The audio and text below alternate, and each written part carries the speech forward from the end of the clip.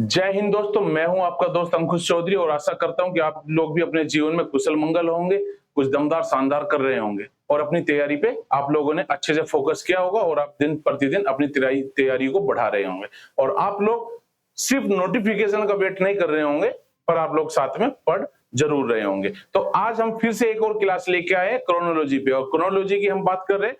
मैंने जो first class हुई थी जिसमें मैंने आपको इंट्रोडक्शन दिया था क्रोनोलॉजी की हम बात कर रहे हैं इंडिया फ्रीडम स्ट्रगल की और इसको हम लोग कंप्लीट करा रहे हैं 1857 से लेके 1947 तक। पिछले की मैं 3 क्लास आपको रिवाइज करवा देता हूँ। पहली क्लास में होता क्या है, पहली क्लास में हम लोग इंट्रोडक्शन बताते हैं जिसमें मैंने क्रोनोलॉजी के बारे में आपको बताया और उसमें क्रोनोलॉजी में जो इंडियन पॉलिटिक्स है उसको हमने 3 पार्ट में डिवाइड किया है। दूसरी क्लास में हम लोग क्या कर रहे हैं, दूसरी क्लास में हम लोग कर रहे हैं 1857 से 1905 तक का भारत पढ़ रहे हैं और 1857 से 1905 तक में जितने भी पॉइंट थे जिस ईयर में जो इंपोर्टेंट हुआ है वो मैंने आपको दूसरी क्लास में बताया। और तीसरी क्लास जो कल हुई है, तीसरी क्लास में मैंने बताया आपको 1905 से 1915 तक। 1905 में बंगाल का पार्टीशन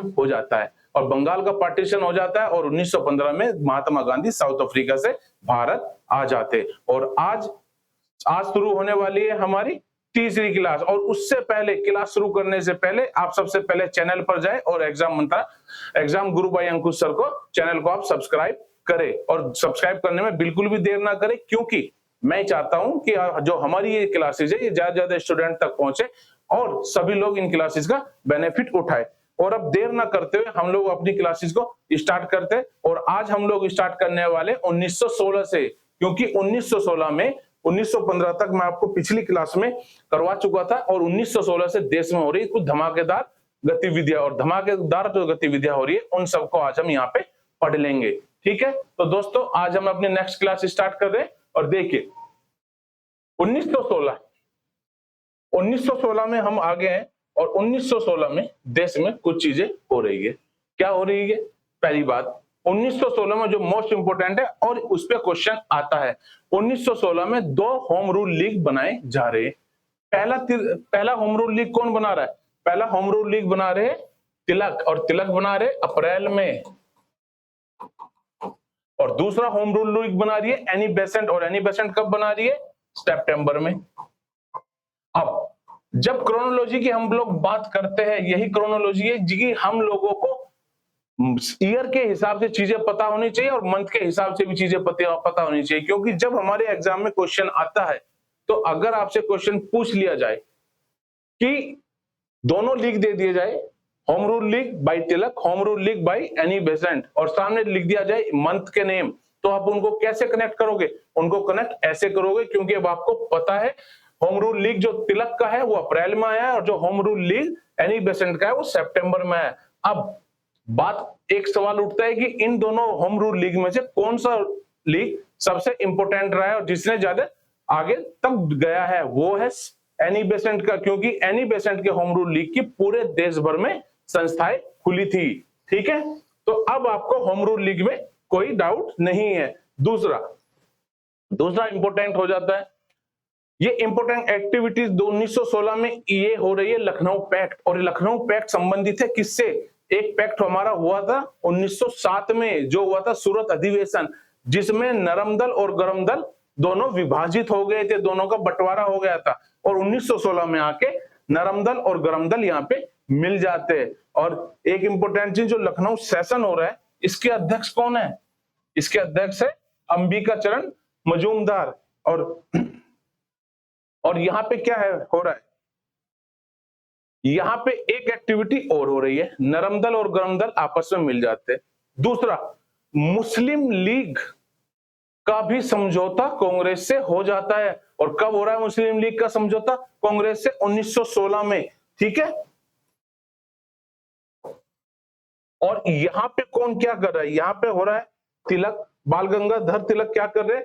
वो आईएनसी को रिप्रेजेंट कर रहे हैं और यहाँ पे जिन्ना क्या कर रहे हैं? जिन्ना मुस्लिम लीग को रिप्रेजेंट कर रहे हैं। और अगर हमसे अब क्वेश्चन पूछा जाए 1916 के बारे में या लखनऊ पैक्ट के बारे में, तो लखनऊ पैक्ट के बारे में हमारा क्वेश्चन बनता है पहला, लखनऊ पैक्ट जो हुआ था उसका अध्यक्ष कौन था? उसका अध्यक्ष था अंबिका चरण मजूमदार। दूसरा, मुस्लिम लीग और कांग्रेस के बीच में एग्रीमेंट होता है।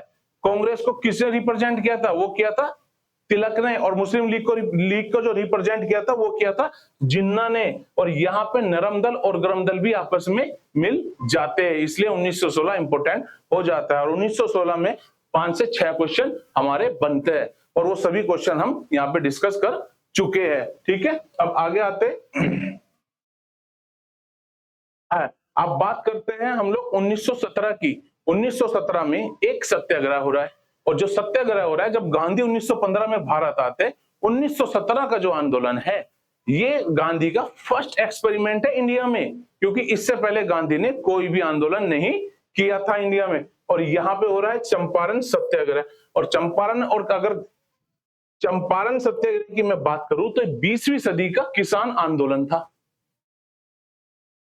और इसके बाद एक सत्याग्रह और हो रहा है, खेड़ा।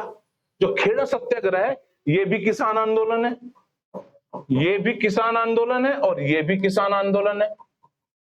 और जब हम 20वीं सदी के किसान आंदोलन के बारे में पढ़ेंगे तो उसके लिए एक क्लास में अलग से लूंगा, जिसमें मैं 20वीं सदी में होने वाले सभी किसान आंदोलन को हम उसमें पढ़ेंगे। और एक क्लास में हम लोग 19वीं सदी में जो भी किसान आंदोलन हुए इंपोर्टेंट, हम उनको भी पढ़ेंगे। और यहाँ पे चंपारण गांधी जी क्यों जाते हैं? क्योंकि इनको एक चंपारण के आदमी मिलता है, राजकुमार शुक्ल, और राजकुमार शुक्ल इनको कहता है कि साहब आप चंपारण चलिए। चंपारण में नील के जो किसान है, जो नील की खेती कर रहे हैं, नील की खेती क्या होती है? नील एक डाई है जिसको कपड़ों को रंगने में यूज किया जाता था, और अंग्रेज उसको बहुतायत में यहाँ पे पैदावार करवाते थे। ठीक है, ये हो गया। राजकुमार शुक्ल के बुलाने पे वो चंपारण जाते हैं, और चंपारण में जाके सत्याग्रह होता है, और जहां पे महात्मा गांधी जी की जीत हो जाती है, और वो इंडिया में अपने फर्स्ट एक्सपेरिमेंट में जीत जाते हैं। 1918 में 2 घटनाएं हो जाती है, और इनके आप क्रम याद रखिएगा। जैसे 1918 की बात आती है तो 1918 की बात आई तो पहले अहमदाबाद मिल स्ट्राइक हो रहा है, और दूसरा खेड़ा सत्याग्रह हो रहा है। अहमदाबाद मिल स्ट्राइक क्यों होता है?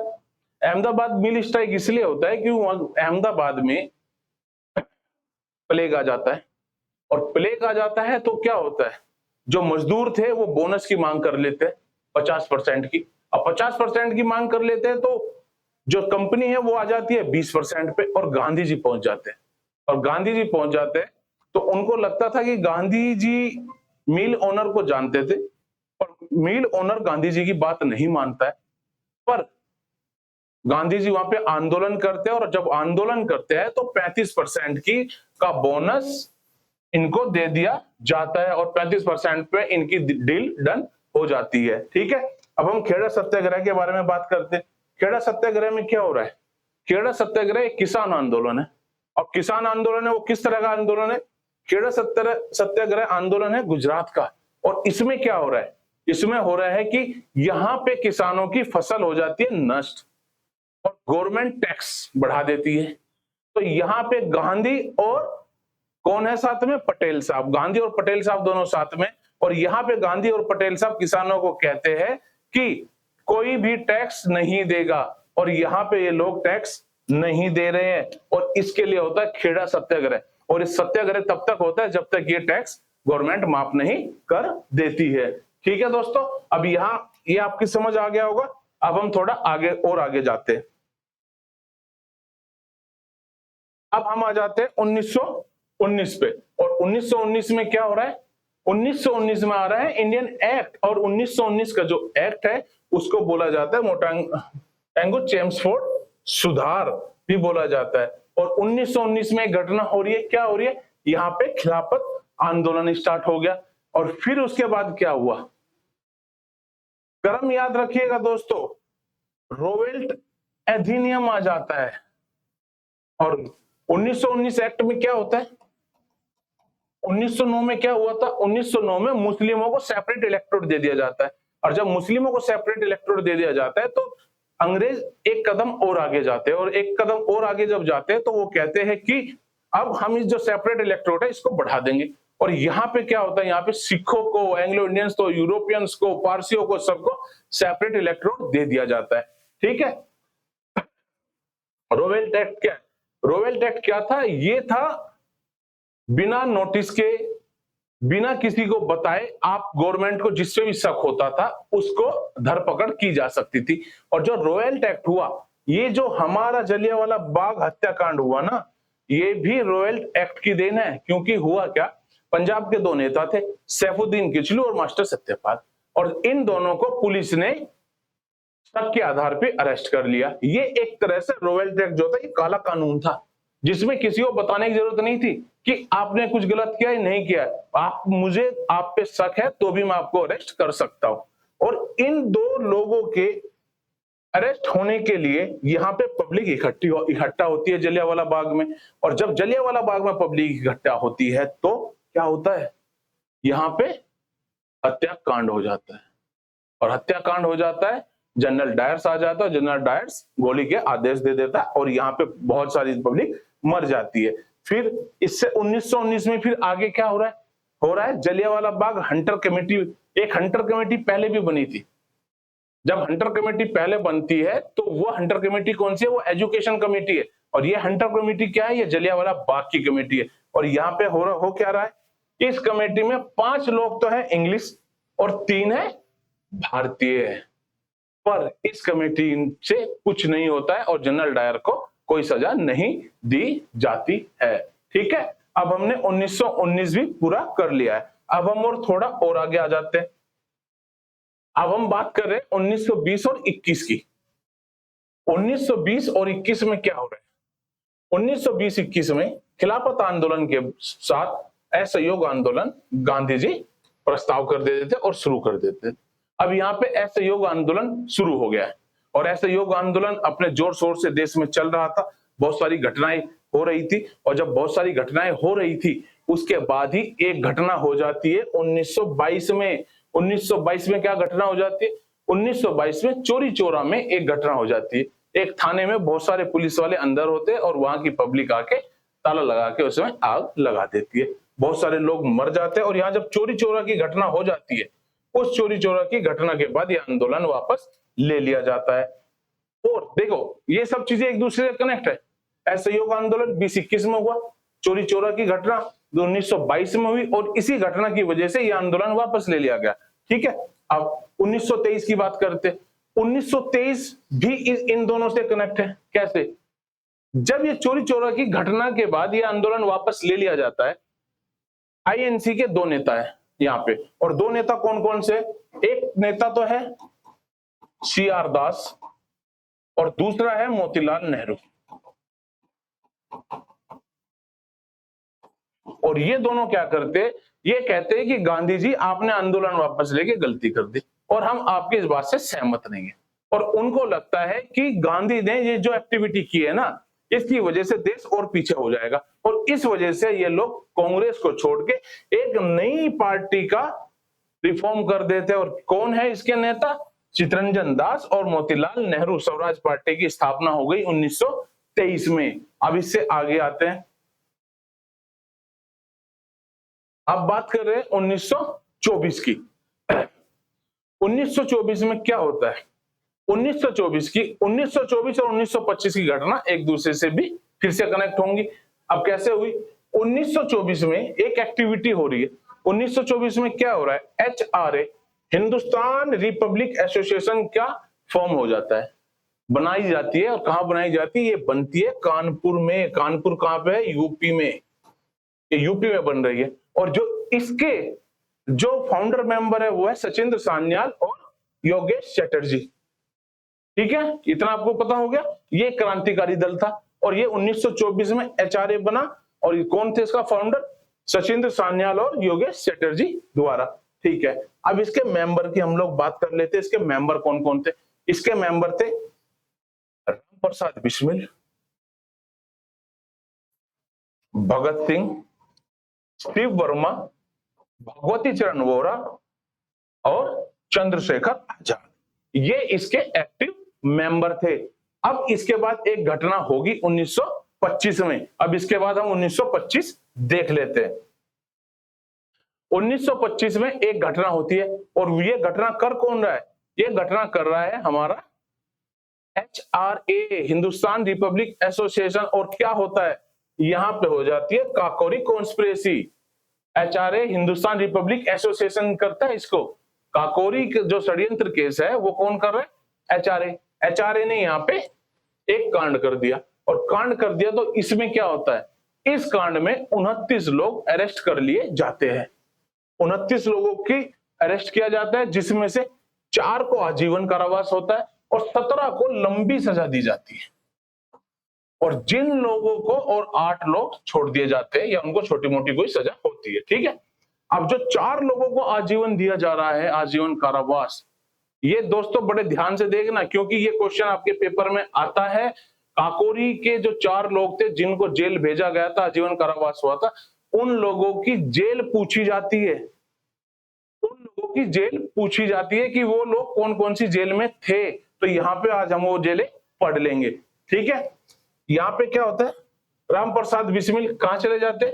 गोरखपुर जेल में। अशफाक उल्लाह खान कौन सी जेल में चले जाते? फैजाबाद जेल में। और रोशन लाल कहाँ जा रहे? रोशन लाल जा रहे नैनी जेल में, और राजेंद्र लाहिड़ी जा रहे गोंडा जेल में। और इस पे यूपी में बहुत सारे क्वेश्चन आए हैं, और ऐसा नहीं आपके कांस्टेबल सब इंस्पेक्टर में क्वेश्चन आए, यूपी पीसीएस में भी इस पे क्वेश्चन आया है। तो इसलिए ये इंपॉर्टेंट है, और जेल के बारे में अक्सर पूछ लिया जाता है। और काकोरी के बाद होता क्या, जब इन 4 लोगों को सजा हो जाती है, काकोरी के बाद HRA खत्म हो जाता है, क्योंकि 1928 में HSRA स्टेब्लिश होगा, और वो कहां होगा उसकी बात 1928 में करते हैं। ठीक है, अब आ गए, अब हम लोग यहां पे बात कर रहे हैं 1927 की। और 1927 में क्या हो रहा है? 1927 में हो रहा है, 1927 में साइमन कमीशन स्टेब्लिश हो जाता है। 1927 में साइमन कमीशन आ जाता है। और साइमन कमीशन क्यों आता है? क्योंकि 1919 में जब हम लोगों को पृथक निर्वाचन दिया जा रहा था, उस समय गवर्नमेंट ने बोला था, ब्रिटिशर्स ने बोला था कि जब आपकी सरकार 10 साल ये काम कर लेंगे तो उसके बाद हम लोग आएंगे, और आने के बाद एक बार हम लोग समीक्षा करेंगे। और ये 10 साल के बाद आने था, पर ये आ जाता है 2 साल पहले। 1927 में ये चलता है और इंडिया पहुंचता है 1928 में। और 1928 में जब ये पहुंचता है तो देश में हो जाती है कुछ घटनाएं। और घटनाएं क्या होती है? घटना ये होती है, इसके विरोध में लाला लाजपत राय की डेथ हो जाती है। और डेथ कैसे हो जाती है? उनके सिर में डंडा लग जाता है, और डंडा लगने से उनकी मौत हो जाती है। ठीक है, अब आते हैं 1928 पे। 1928 की जब हम बात करते हैं तो यहाँ पे क्या हो रहा है, यहाँ पे नेहरू रिपोर्ट बनाई जा रही है। और नेहरू रिपोर्ट कौन बना रहा है? नेहरू रिपोर्ट बना रहा है मोतीलाल नेहरू।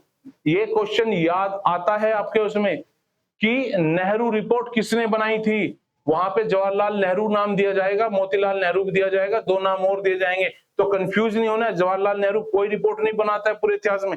यहाँ पे जो रिपोर्ट बनी है ना 1928 की, वो रिपोर्ट बना रहे हैं मोतीलाल नेहरू। और 28 में ही साइमन कमीशन इंडिया में आ जाता है। ठीक है, और यहाँ पे एक काम और हो जाता है जो मैंने यहाँ पे बताया, लाला लाजपत राय की मौत हो जाती है। आज हमने इसको क्लास को शुरू किया कब से? 1916 से, और हमने इसको कर दिया 1928 तक।